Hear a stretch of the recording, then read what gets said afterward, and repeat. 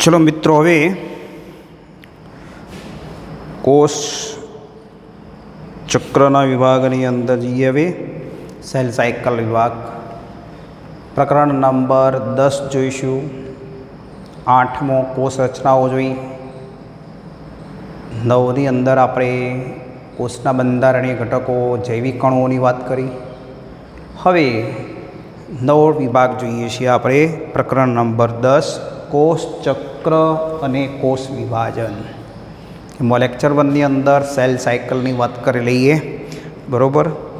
તો અહીંયા બધા જ સજીવો એક કોષમાંથી પોતાના જીવનની શરૂઆત કરે છે. તો આપણે બધા સજીવોનો એક પાયાનો ગુણધર્મ હોય તો એક વૃદ્ધિ છે. તો મોટો સજીવ હોય કે નાનો, કોઈ પણ બધા સજીવોના જીવનની શરૂઆત એક કોષથી થાય છે. એક કોષી ફલિતાણ આગળ આપણે ભણીને આવ્યા છે સેલની અંદર. યુગ્મનજથી આ સજીવોના જીવનની શરૂઆત થાય છે. હવે મોટા સજીવો રચવા માટે એક કોષથી થાય. પિતૃકોષમાંથી બાળકોષોનું નિર્માણ થવાની ઘટનાને કોષ વિભાજન કહે છે. તો પિતૃકોષ હોય, બધા જ સજીવો એક કોષમાંથી ઉત્પન્ન થાય છે. યુગ્મનજમાંથી થાય છે.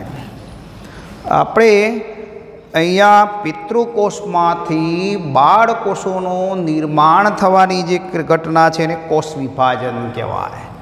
તો પિતૃકોષ કોઈ હોય, બરાબર, આ પિતૃકોષ છે, અને એમાંથી બાળકોષો જે બનવાની ક્રિયા છે, બાળકોષોના નિર્માણ થાય છે, એ ક્રિયાને કોષ વિભાજન કહે છે. તો કોષ વિભાજન એને કહીશું આપણે. હવે અહીંયા કહે છે ભાઈ કે વૃદ્ધિ અને પ્રજનનની બધા જ સજીવોની લાક્ષણિકતા છે, બધા જ કોષની પણ લાક્ષણિકતા છે. તો વૃદ્ધિ અને પ્રજનનની બધા જ કોષોની લાક્ષણિકતા છે અને બધા સજીવોની જરૂરિયાત છે. તો બધા કોષો 2 કોષોમાં વિભાજન પામીને પ્રજનન કરે છે. અમીબા હોય તો એકમાંથી 2 કોષો બનાવી પ્રજનન કરતા હોય છે. બરાબર. તો અહીંયા આ નવા નિર્માણ પામેલા બાળકોષોમાં આપમેળે વૃદ્ધિ અને વિભાજન થતું હોય છે. તો અહીંયા જે બધા જ કોષો તેમના પ્રત્યેક વિભાજન દરમિયાન માતૃકોષમાંથી 2 બાળકોષોમાં વિભાજન પામે છે અને આ રીતે પ્રજનન દર્શાવતા હોય છે. તો અમીબા એકમાંથી 2 બાળ અમીબા બનાવે છે, 2માંથી 4 બાળ અમીબા બનતા જાય છે. તો આ એક પ્રજનન દર્શાવે છે. તો અહીંયા આપણે જે માત્ર એક પિતૃકોષ અને સંતતિની વૃદ્ધિ અને વિભાજનથી જ રચાયેલા છે. એક કોષમાંથી જ આ રીતે વિભાજનો થઈ અને આ નવા કોષો સર્જાયેલા હોય છે અને સંતતિમાં વૃદ્ધિ અને વિભાજન દ્વારા રચાય છે.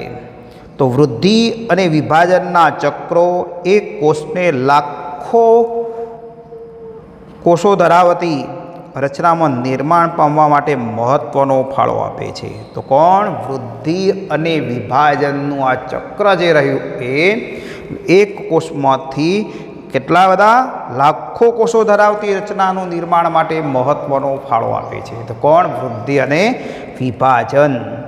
તો અહીંયા વૃદ્ધિ અને વિભાજન દ્વારા જ આ લાખો કોષો, એટલે કે કોષો ધરાવતી રચના, બંધારણીય રચના બનતી હોય છે. તો અહીંયા આપણે કહી શકીએ કે પ્રત્યેક સજીવ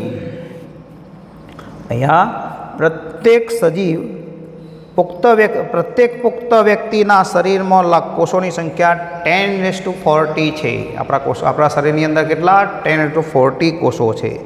આવા દરેક કોષનું નિર્માણ નર અને માદા જનન કોષો વચ્ચે થયેલા ફલનથી ઉદ્ભવેલ ફલિતાણથી થાય છે. તો ફલિતાણથી જ આપણે જે સજીવનું નિર્માણ થયેલું છે. તો યુગ્મનજ કઈ રીતે બન્યું? તો નર જનન કોષ અને માદા જનન કોષ જોડાય એટલે ફલિતાંડ બને છે. ફલનની ક્રિયાથી ઉદ્ભવેલ છે ફલિતાંડ. શુક્રકોષ અને અંડકોષનું ફલન થયું એટલે યુગ્મનજ બન્યું અને યુગ્મનજમાંથી વૃદ્ધિ અને વિભાજનો થઈ અને આ સજીવનું નિર્માણ થતું હોય છે. એટલે કે 10⁴ કોષો ધરાવતી રચના ધરાવતું શરીર બનતું હોય છે. એટલે આપણે કહી શકીએ કે ફલિતાંડમાં સતત સફળ કોષ વિભાજનને પરિણામે આ થયેલું છે. જો ફલિતાંડની અંદર વિભાજન ના થયેલું હોય, બાળકોષો ઉત્પન્ન ના થયા હોત તો આ શરીરનું નિર્માણ થયું હોત નહીં. તો કોષ વિભાજન દ્વારા કોષીય ગુણનની પ્રક્રિયા એ જીવનની વૃદ્ધિ માટે અનિવાર્ય બાબત છે. તો આ એક કોષ વિભાજન બધા સજીવો એક મહત્ત્વપૂર્ણ પ્રક્રિયા છે. અને કોષ વિભાજન દરમિયાન ડીએનએનું સ્વયંજનન અને કોષની વૃદ્ધિ થતી હોય છે.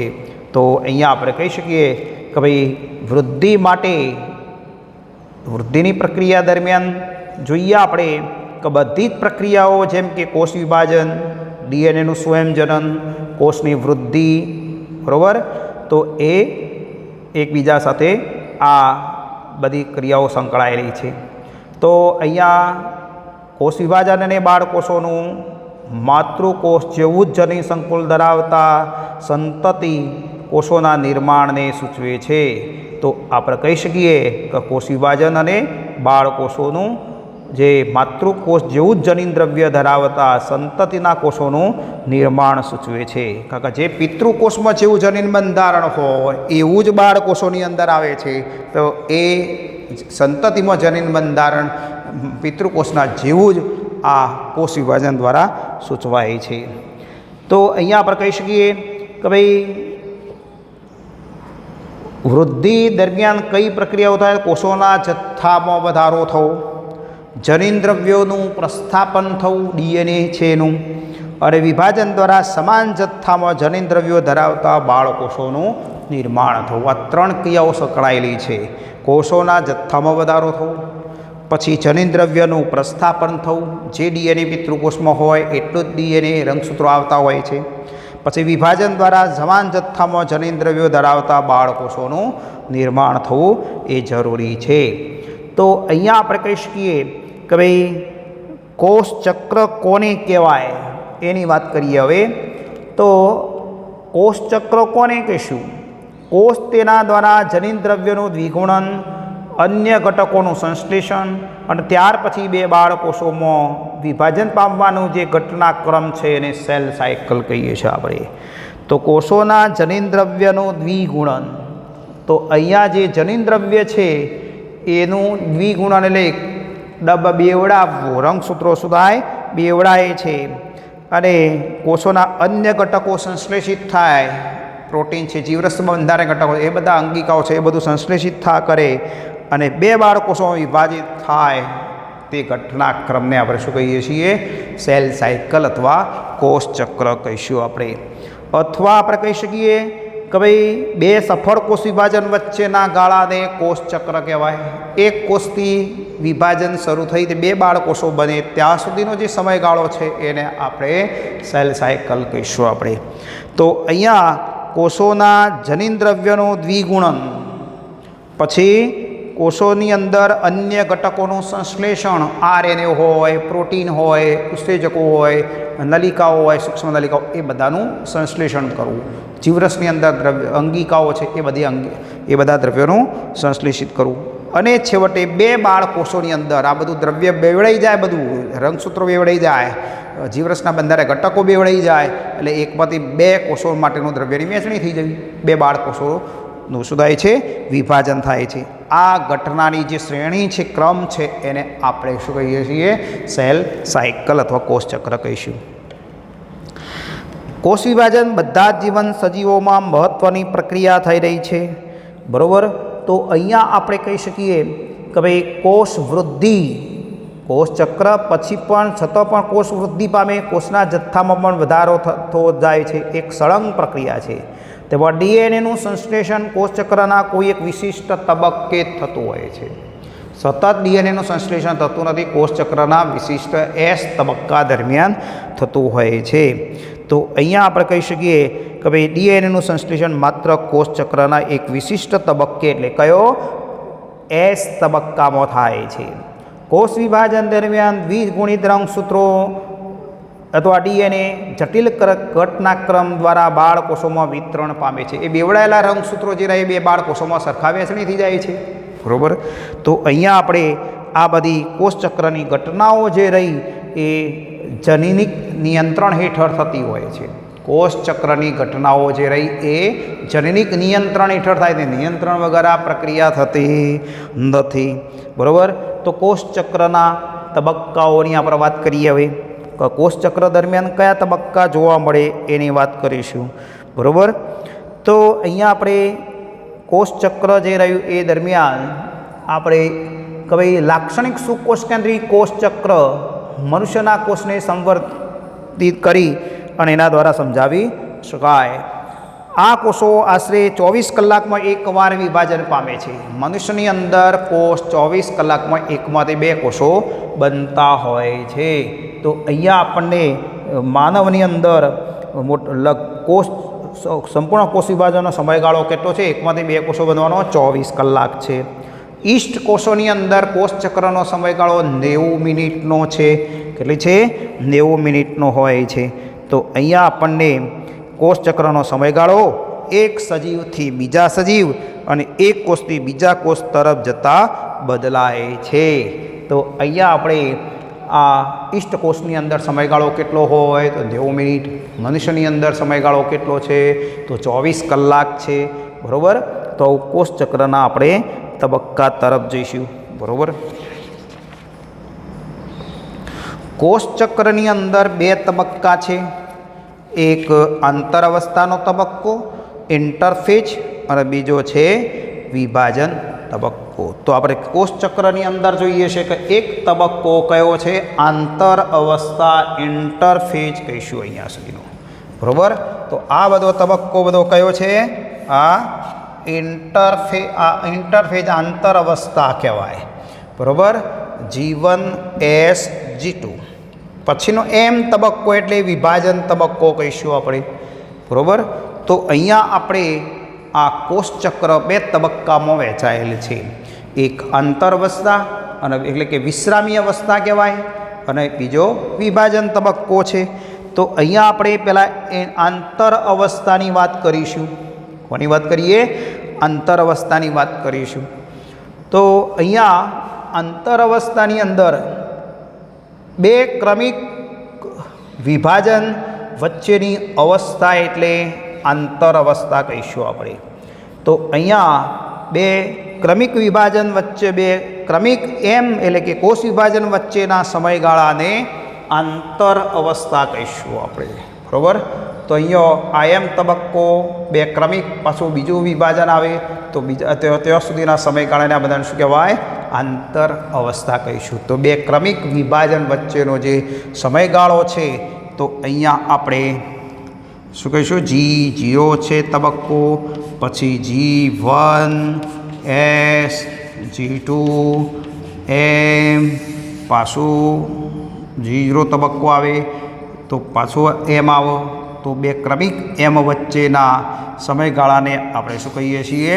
આંતર અવસ્થા તરીકે ઓળખવામાં આવે છે. તો આંતર અવસ્થાને વિશ્રામી અવસ્થા પણ કહીશું આપણે. કે આ સમય દરમિયાન કોષોના કદમાં વૃદ્ધિ પામે છે પરંતુ ડીએનએનું સ્વયંજનન એમ બંને દ્વારા વિભાજન માટે તૈયારી કરે છે.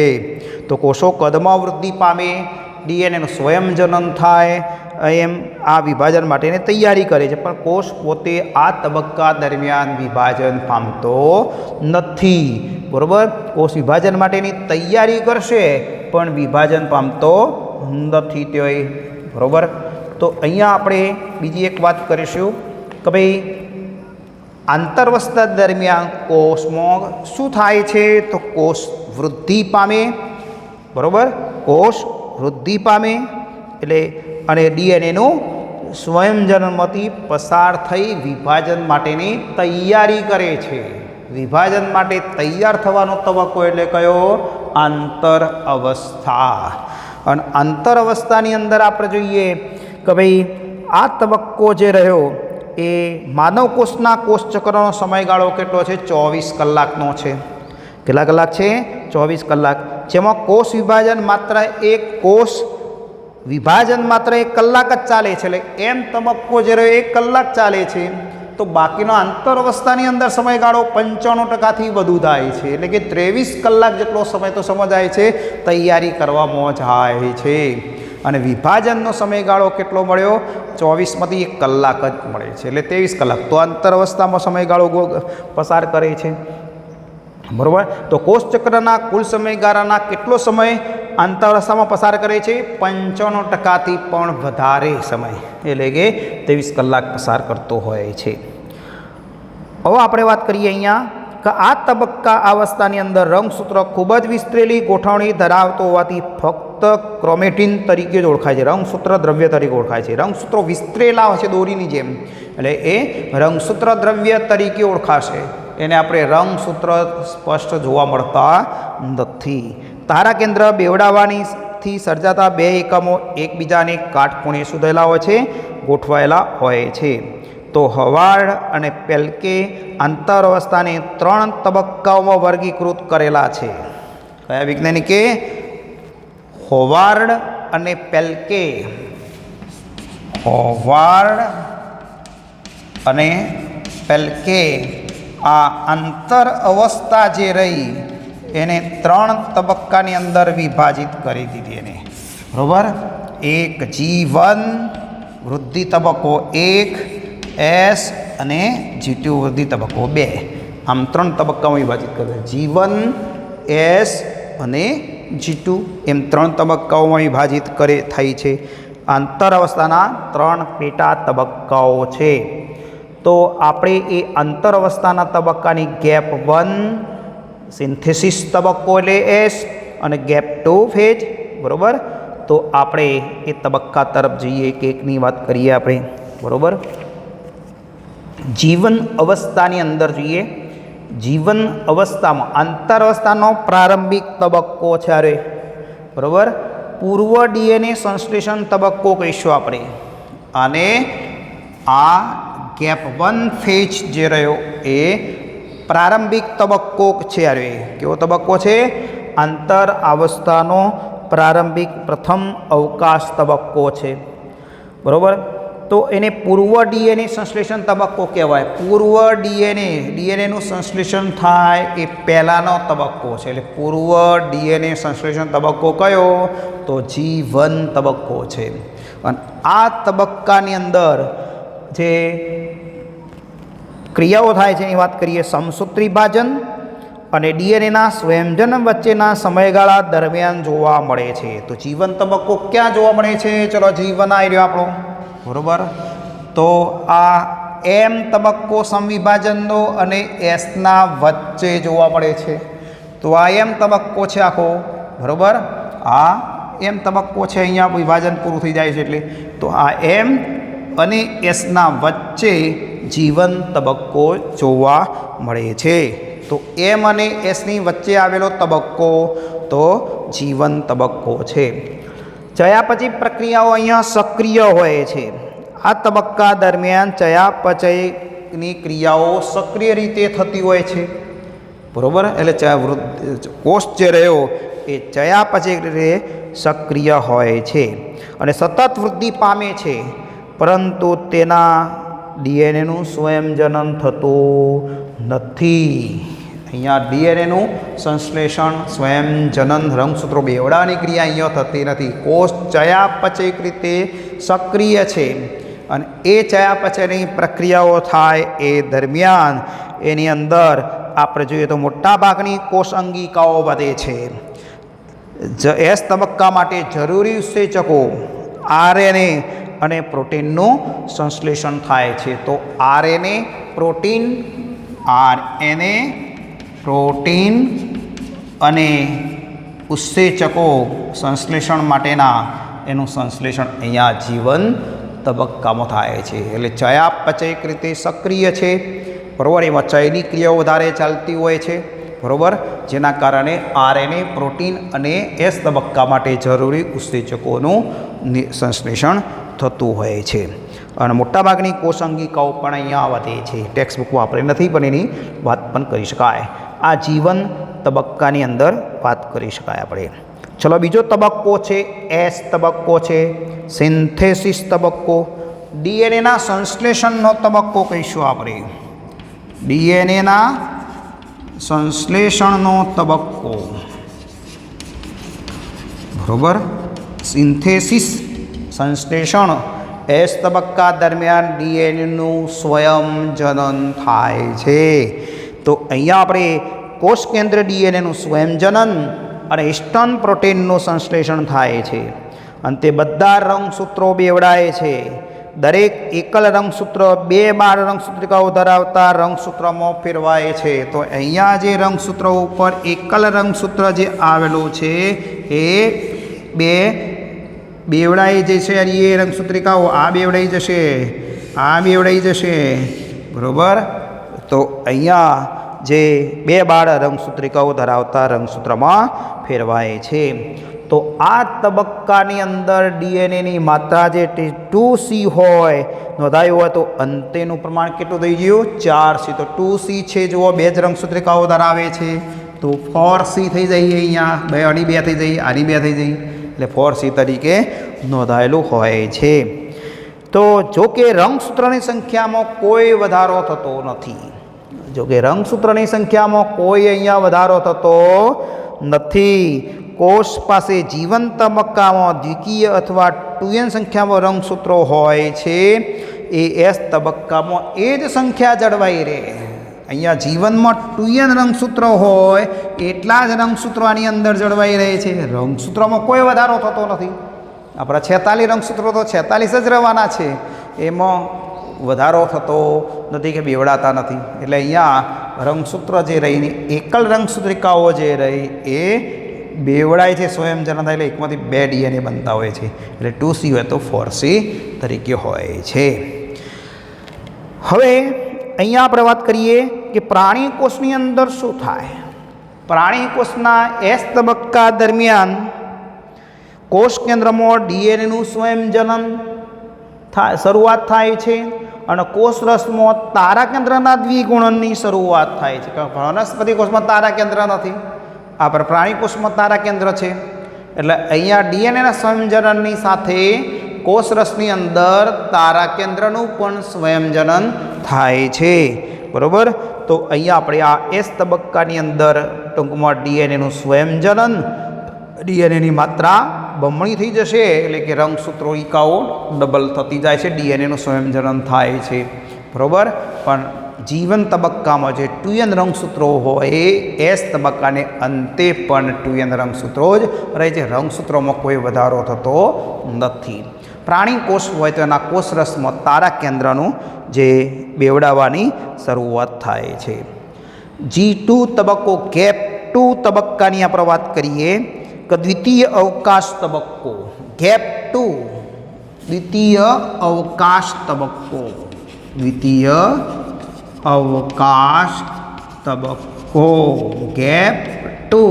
ગેપ 1 પ્રથમ અવકાશ તબક્કો હતો, આ સંશ્લેષણ તબક્કો હતો. હવે G2 તબક્કાની અંદર તો આ એસ તબક્કાની અંદર રંગસૂત્રો અહીંયા શું થયા છે? એકલ રંગસૂત્રમાંથી ડીએનએ બેવડાઈ ગયું, એટલે બે રંગસૂત્રિકાઓ ધરાવતું બની ગયું. એટલે 2C હોય તો 4C બની ગયું. ડીએનએનું સ્વયંજનન થયું.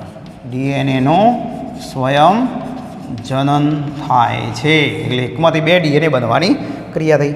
ચલો આવો ગેપ 2ની વાત કરીએ આપણે. ચલો હવે G1 અને G2ના વચ્ચે એસ તબક્કો હતો. G2 તબક્કો ક્યાં આવ્યો? એસ અને એન તબક્કાની વચ્ચે G2 આવે છે. તો અહીંયા આપણે આ તબક્કા દરમિયાન સમવિભાજનની તૈયારી માટે પ્રોટીનનું સંશ્લેષણ થાય છે અને કોષ વૃદ્ધિ ચાલુ રાખે. તો પ્રોટીનનું સંશ્લેષણ થાય છે. સમવિભાજન માટે કોણ? પ્રોટીન સંશ્લેષણ થાય છે. અને વિભાજન માટે જરૂરી જે સૂક્ષ્મ નલિકાઓ છે એટલે કે ત્રાક તંતુઓની રચના માટે ટ્યુબ્યુલિન પ્રોટીનની બનેલી રચનાઓ જે રહી અહીંયા, બરાબર, ત્રાક તંતુની રચના માટે જે સૂક્ષ્મ નલિકાઓ ટ્યુબ્યુલિન પ્રોટીનની બનેલી નલિકાઓનું નિર્માણ થાય છે. એ ટ્યુબ્યુલિન પ્રોટીન છે એનું નિર્માણ થતું હોય છે. તો અહીંયા ત્રાકતંતુની રચના માટે સૂક્ષ્મ નલિકાઓનું સર્જન થાય છે. તો આ તબક્કા દરમિયાન કોષ સતત વૃદ્ધિ ચાલુ રાખે છે. તો વિભાજન માટે જરૂરી જે આ તબક્કો પૂરો થતો સમવિભાજન તબક્કામાં પ્રવેશ થાય, એટલે વિભાજનની કમ્પ્લીટ તૈયારી G1 S અને G2માં થઈ ગઈ. તો અહીંયા પછી સમવિભાજન અથવા M તબક્કા માટે કોષ તૈયાર થઈ જાય છે, બરાબર. તો અહીંયા આપણે એક G0 તબક્કાની વાત કરીએ. કયા તબક્કાની વાત કરીશું? G0 તબક્કો આપેલો છે એની વાત કરી છે, વિરામી અવસ્થા, બરાબર. તો G0 અવસ્થાની વાત કરીશું. જે કોષો જીવન તબક્કામાંથી બહાર નીકળી જે કોષો જીવન તબક્કામાંથી બહાર નીકળી વિભાજન પામતા નથી, કોષ ચક્રમાં નિષ્ક્રિય અવસ્થામાં ફેરવાય છે, તેને શાંત અવસ્થા કહીશું આપણે. તો અહીંયા આ જીવન તબક્કામાંથી બહાર નીકળ્યા, બરાબર.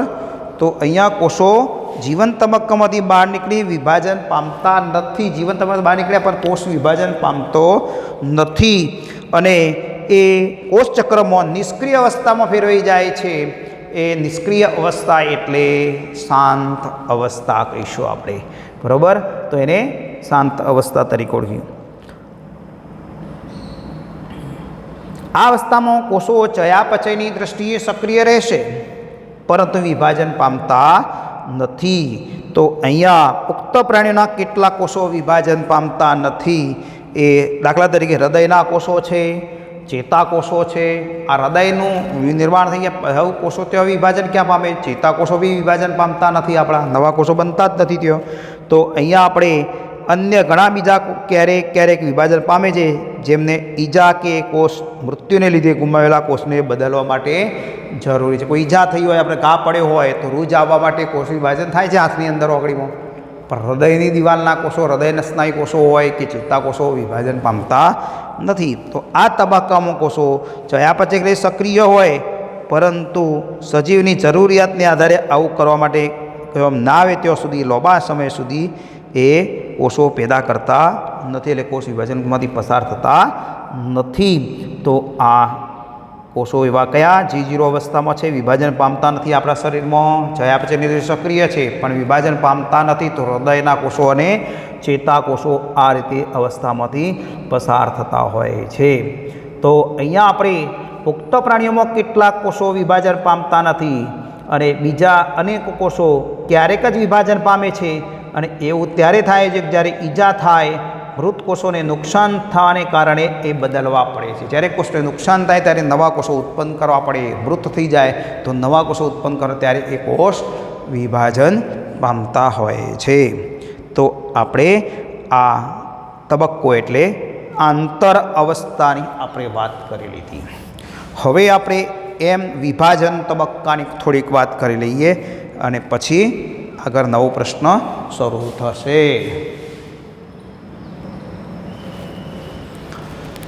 વિભાજન તબક્કો એમ તબક્કાની આપણે વાત કરીએ. આ એમ તબક્કો છે એની વાત કરવી છે.